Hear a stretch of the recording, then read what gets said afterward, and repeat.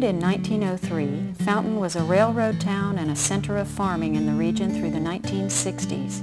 In its heyday, Saturdays were so crowded, locals remember, that the sidewalks were elbow to elbow with farmers and family on their weekly excursion to town.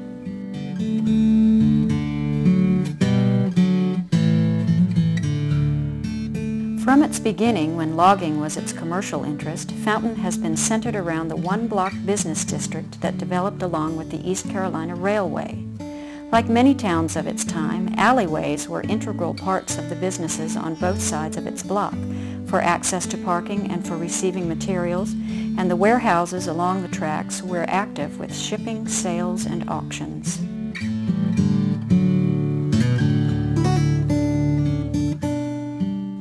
At its peak, the Eureka Logging Company near here was shipping 60,000 board feet a week to its mill in Washington, North Carolina. But by 1910, the logging industry started giving way to the family farm as the dominant force behind the town's economy. Fountain was a center for commerce for the area's farmers, whose principal crop was first cotton and later tobacco. Area farmers also raised corn, beans, peanuts, black-eyed peas, and field peas.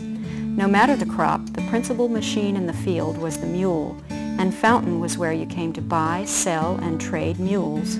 But it was also home to a sawmill, a cotton gin, grist mill, tin shop, and blacksmith shop.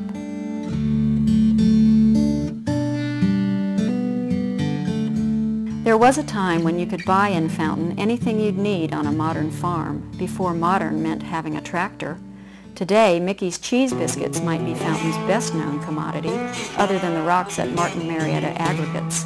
But Fountain still has several thriving businesses, a recreational park in the works, and it's proud to still be known as a family town. Even at 100 years old, Fountain is one of Pitt County's youngest towns. Welcome! We hope you enjoy this video tour and that you'll also find the time, less than half an hour, to walk it.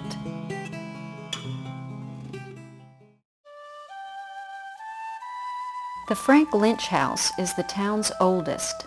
Lynch was in charge of the Eureka Lumber Company's logging operations in the area, and this house was built in 1901, the same year the East Carolina Railway arrived in Fountain.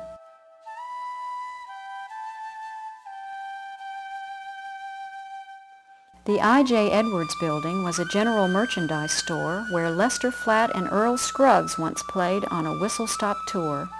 The livery was probably built as an automobile garage, but was later converted into a place where mules were brokered. On the lots behind these buildings were rental stables, where folks who wanted to spend the day in town would check their buggies, and their mule or horse would be tended.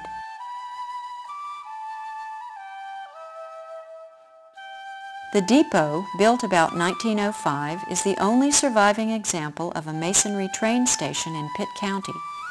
Most of the warehouses up and down where the railroad tracks used to run were built before 1923, and like the other warehouses about town, they would generally have been owned by individual businesses for storage of groceries, grain, hay and feed, lumber, fertilizer, lime, and cement.